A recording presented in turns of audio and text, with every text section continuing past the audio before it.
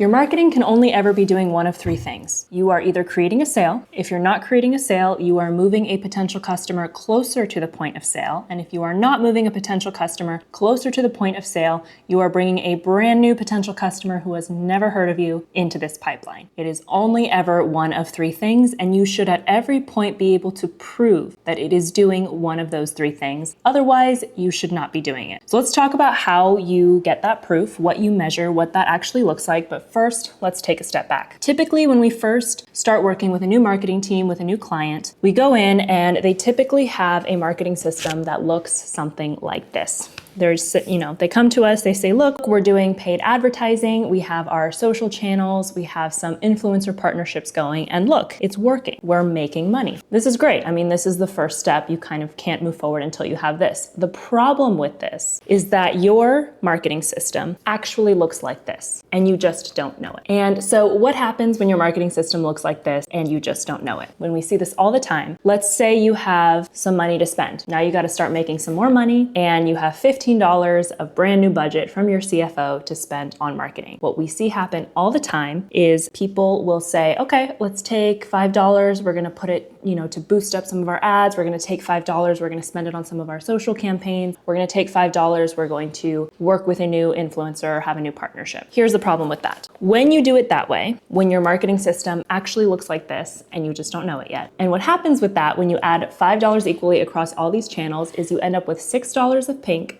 $12 of green, and $18 of blue for a total of $36. And that's talking profit, because you obviously have to account for what you put in and what you get out. But if we knew that this was our actual marketing system and we took all $15 and put it into blue, you would actually have ended up with $48. 36 to 48 doesn't seem like a big difference when we're working with these small numbers, but everyone that works with larger numbers knows that as you scale these numbers up, that delta is huge. So all of this just to illustrate that intentional marketing is the difference between successful marketing and unsuccessful marketing. So let's go back to what I was saying is our main three goals, the only three objectives your marketing tactics can ever be achieving for you. And those are, in my super fancy diagram here, we have revenue drivers, trust builders, and customer attractors. These are the only three things your marketing channel should ever be doing for you, and you should be able to prove it. Now, I will say that the line between these three objectives is not channel specific. You can have one channel that is achieving multiple of these things for you, but you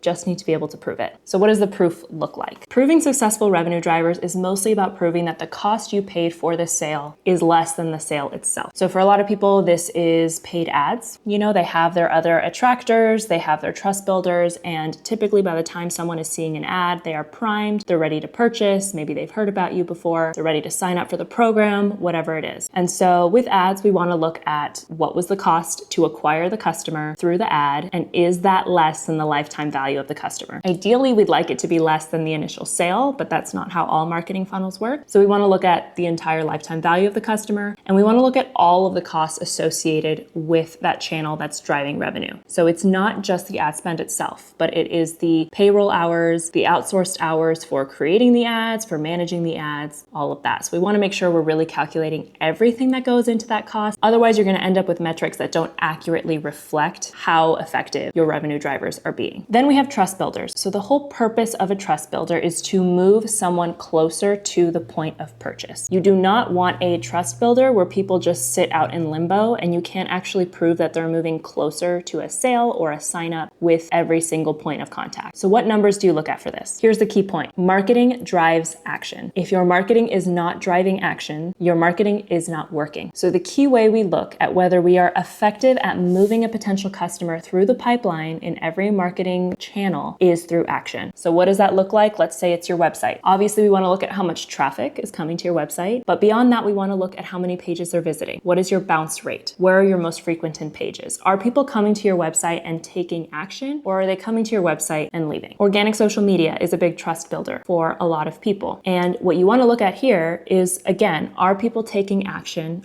on your social channels. What I don't mean by this is, are you getting millions of views and are you going viral? Because that for most businesses is not actually the most effective strategy to get sales and again, drive revenue. The whole goal, just to remind you, is always to drive revenue. That's why we're doing what we're doing. But with social, we want to first look at your reach and impressions. What is the difference in case you don't know? Reach is how many individual accounts have seen a piece of content or have seen something from your account, and impressions are how many views has something gotten. So for example, if 10 people watch your video one time, you will have 10 reach, 10 impressions. If 10 people watch your video 10 times each, you will have 10 reach and 100 impressions. So we want to look at that ratio because we want to make sure that we're getting people to re-see content. Seeing content multiple times, coming in contact with our profile multiple times is how you move customers along that pipeline. You want to take a look at your reach and impressions, which could be different for everyone. Maybe you're getting thousands of views on every video, maybe you're only getting hundreds, but for the amount of impressions that you're getting, what is engagement like? How many actions are people taking on your content? So if your only goal is to get millions of views and feel really good about that number on your video,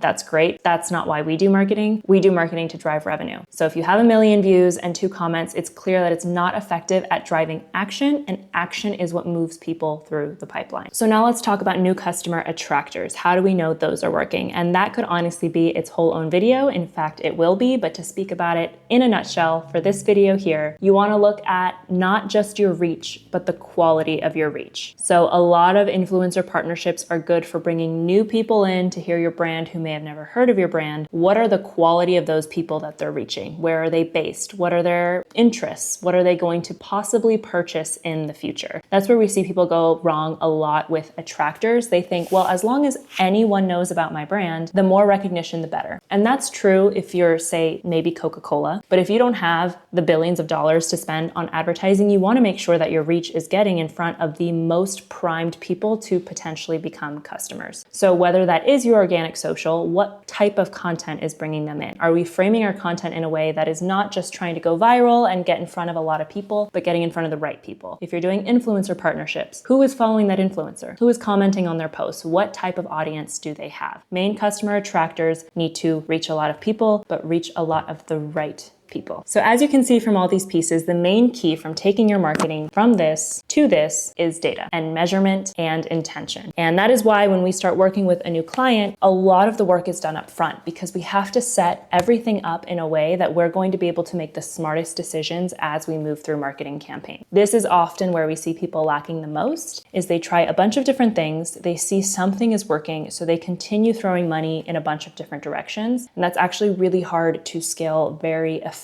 marketing strategies that way. So how do we decide where to focus next? The first thing, as you can see, is always data, measuring, knowing what to measure. From there, we actually have a playbook that my agency developed where we will actually be able to measure where your bottleneck is. But you can also do this yourself. The idea is look for the number that should you double it, you will be able to send the most leads through at the least amount of effort and at the cheapest cost. So to put this in a simple term without looking at numbers specifically, which we will do a case study on this with specific numbers for a specific business. But in general, we want to look at your biggest revenue drivers and we want to see how we can max that out first. So if it's ads, how do we get your ads to perform better? If it's email, how do we get your emails to convert better? If it's organic social, how do we get more people taking action on your social channel? We just look at what is driving the most revenue currently and how can we scale that up. Then we look at the pieces that support that main revenue driver. So for example, if it's ads, how good is your audience? Do we need to work at building better, warmer audiences within your advertising platform so that when we do scale this up, it's going to be far more effective and far cheaper? If it is your email list, how do we work at getting more people on your email list that are more primed to purchase so that when we scale up your email selling, it will convert better and easier and cheaper? If it's organic social, how do we bring more audience in based on the content that you're putting out that is primed to take action so that when we scale the action taking pieces of content for your social, all the people that are there and seeing it are your most primed to purchase? So the last piece we look at after looking at these two is what is going to detract. So if we set these two up perfectly and we're running great leads through, but something is stopping them from purchasing. What is that thing that's detracting from the efficiency of our other systems? And sometimes that's things like the website. So say you're running great traffic, you have a great audience, your ads are performing well, they're clicking through, and they get to your website and they're not purchasing. That now becomes our bottleneck and the next thing that we need to solve to make sure everything is working together seamlessly. So think about it this way. When you're deciding what do I focus on for my marketing, start with your main revenue driver. First, get enough data to know what that is, and then start there. Next, go one step below that. Say, what do I need to make sure this works well? What is the piece of marketing that supports my greatest revenue driver? And then from there, what is my biggest detractor? What piece of my marketing is inhibiting my greatest revenue driver? Focus on those three, and I promise you will see a difference in your marketing.